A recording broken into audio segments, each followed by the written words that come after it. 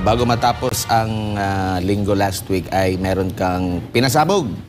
Yes. Ito ay may kaugnayan doon sa pondo ng PhilHealth at kamakailan lang meron kang inilabas sa iyong social media na patunay na merong Exicom memorandum. Ayan, pakipaliwanag ulit ito. Well, ito po yung paglalapanan naman sa pondo ng PhilHealth. Sang-ayon po sa batas na ating isinulong na Universal Healthcare, ang pondo po ng PhilHealth pinalaki natin dahil dinagdagan po natin ang panggagalingan ng pondo. Kasama na po dyan ang kita ng PCSO, kita ng PAGCOR at saka syempre yung kita ng Syntaxes. Mantakin ninyo, ang batas ay sinasabi lahat ng pondo ng PhilHealth dapat ibigay bilang benepisyo. Kakaunti pa lang po yung mga sakit na nabibigyan ng tinatawag ng case rates o ng pera ng PhilHealth. Ako nga po, ilang beses na ako na hospital sa pulmonya, hanggang 7,000 lang nakukuha ko dahil yun lang po ang case rate ng PhilHealth para sa pulmonya. Pero ang ating layunin sa batas, darating talaga ang panahon na wala nang mahirap na mamamatay lamang dahil sa kahirapan. At ang importante lang talaga, mapalago ang pondo ng PhilHealth nang sa lahat ng sakit at lahat ng gamot, mabayarang libre. Mantakin nyo, ito na po ang ebidensya. Abay, sobra daw ng 90 billion ang pera ng PhilHealth. At ngayon, ibinabalik nila ito sa national government, sa Bureau of Treasury. Yan po yung labag doon sa nakasulat sa batas na lahat ng pondo ng PhilHealth dapat ilaan para sa benepisyo ng mga miyembro. Kung ayaw nilang ibigay sa karagdagang benepisyo, huwag silang magdagdag ng premium. Dahil ang alam naman natin, nung kailan lang, nagdagdag na naman. Ang nakakabahala, ito po, sang-ayon dito sa aking memorandum na pinapakita ngayon sa screen, aprobado na pala ng Board of Directors ng PhilHealth ang pagbabalik ng mahalagang 90 billion pesos para po lustayin at lapain ng gobyerno. At ito pala po, bago pa naisiwalat, ang unang 20 billion ay naibalik na sa Treasury. Mga kaibigan, hindi po dapat binibigay sa national government ang sobrang pondo ng PhilHealth. Ang dahilan nila, kinakailangan ibalik sa national government yung mga pambayad sa premiums para sa mga mahihirap na walang pambayad ng premiums dahil hindi naman daw po nagastos by way of benefits. Ang dapat ginawa po nila, hindi nila ibinalik, kung hindi, binigay by way of benefits. Ngayon nga lang po, meron na namang mga may-ari ng hospital na nag-text sa akin at ang sabi, matapos makita yung aking vlog kagabi tungkol nga dito, abay, ang dami daw na hindi pa nababayaran ng PhilHealth sa mga pribadong ospital. Anong sasabihin ninyo na sobra ang pondo ng PhilHealth? Samantalang napakalaki pa rin ng utang ninyo. Ito po malinaw dito po sa dokumentong ito na itong memorandum ay alinsunod na sa approval ng board. So naitago nila yan bago ko maisiwalat.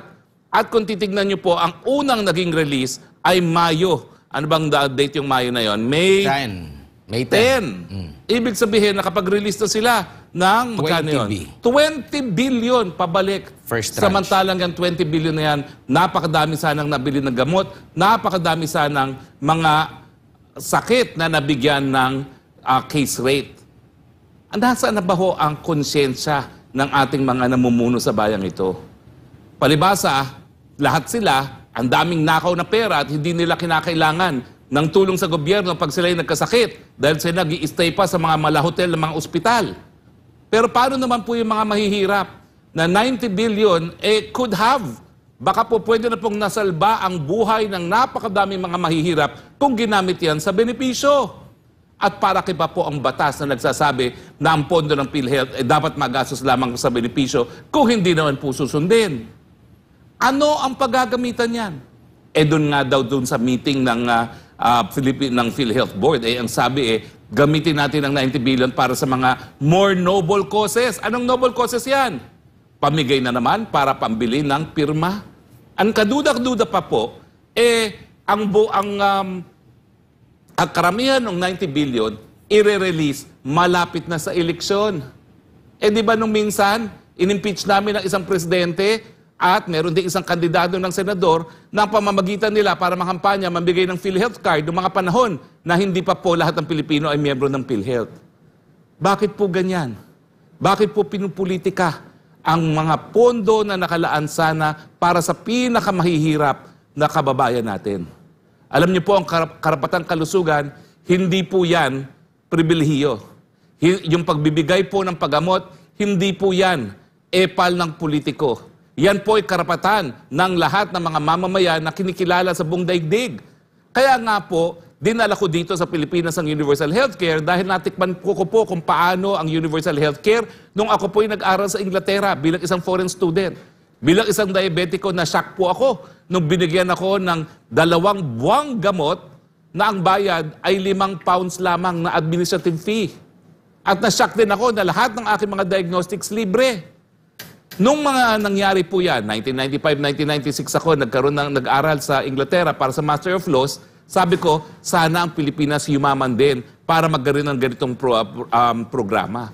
Na-shock na lang ako na 10 taon later, inimbita ko na isang kaklase ko, doon din sa England, at linunsad nila ang kanilang sariling universal healthcare.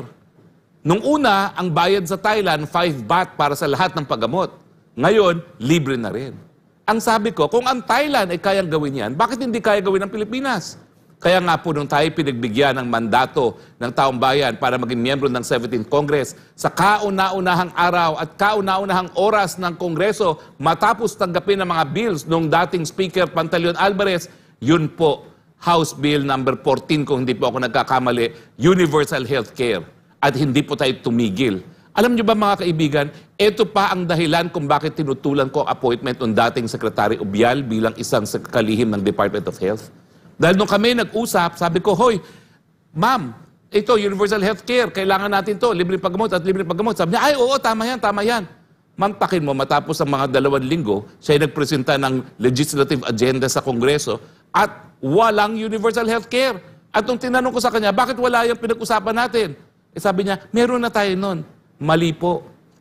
Bago po magkaroon ng universal healthcare, bagamat narariyan na ang PhilHealth, ang nais ko nga sana ay baguhin ang pangalan ng PhilHealth para matanggal na rin ang lahat ng mga buhaya dyan na naglulustay ng pera ng PhilHealth, ang meron lang po tayo ay health insurance. Dahil dati, bago ang batas natin, ang pribilehiyo, ang mga benepisyo na nakukuha sa PhilHealth, nakasalalay sa amount na kinocontribute ng mga members.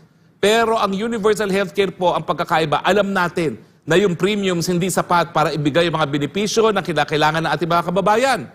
Kaya nga po, kung kulang ang premiums at talagang kulang po yan, tutustusan po yan ng gobyerno sa pamamagitan ng regular budget, ng pera galing sa PAGCOR, PCSO at ng SIN taxes. Kasama na rin po yung mga premiums ng kaya magbayad ng premium. Pero hindi na po kinakailangan na magbayad ng premium para makakuha ng benepisyo. Lahat ng Pilipino, miyembro ng PhilHealth.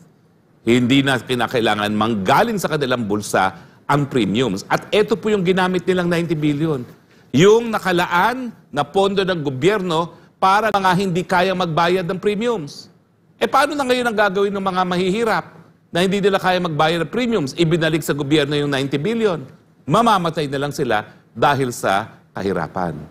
Ang punto nga po, akala ko ba ang galing-galing ni PBBM kumuha ng mga kapital, kaya lamyerda siya ng lamyerda sa buong daigdig. Hindi ba magkanong sabi niya, 3 trillion in investments daw ang nakuha niya. Bakit ngayon walang pera ang treasury? At ang kukunin pa, yun nakalaan na para isalba ang buhay ng mga mahihirap. Magpakatotoo po kayo dyan sa gobyerno. Sabihin nyo ng totoo, palpak kayo. Kaya pati po ang pondo para sa mga mahihirap, linulustay ninyo at gagamitin nyo para sa mga programa na alam nyo naman, isusulong nyo lang ang inyong mga sarili sa kapangyarihan habang buhay. Naku, ako po ay isang Kristiyano at ayaw ko po talaga mag-isip ng masama para sa iba. Pero kapag ganyan po, na binigay na ng Panginoon ang pagkakataon para masalba ang buhay ng mga mahihirap, laban sa sakit, at lulustayin nyo pa, ano pong iisipin namin? Kung hindi sana kayong magkasakit, na at mga ilangan sana kayo ng tulong nang maramdaman nyo kung anong nararamdaman ng napakadaming Pilipino na namamatay dahil lamang sa kahirapan. Uulitin ko po ang aking pangako, ha? Hindi ko po kayo tatantanan. Pakukulong ko po kayo dahil kasalanan talaga ang ginawa ninyo na yung para sa mahirap, para sa kinakailangan sana tustusan ang buhay ng mga mahihirap, lulustayin nyo pa ngayon. Ano ba akala nyo? Masisikreto niyo yan? Hindi nyo ba alam dati pa yan, 2017 pa yan, mula nung sinulong natin ang PhilHealth, bantay sarado na ako sa inyo. Di ba nangako naman ako kung nababantayan ko kayo? Bakit akalain nyo ngayon, makakalusot kayo? Hindi po. At antayin nyo po ang inyong mga demanda this time. Dahil 4 na beses po kayo na maglulustay ng halaga ng pera para sa mga mahihirap, sapat na po yan para sa plunder. Habang buhay po kayo ipakukulong. Kayo mga walang konsyensya, walang kaluluwa dyan sa PhilHealth.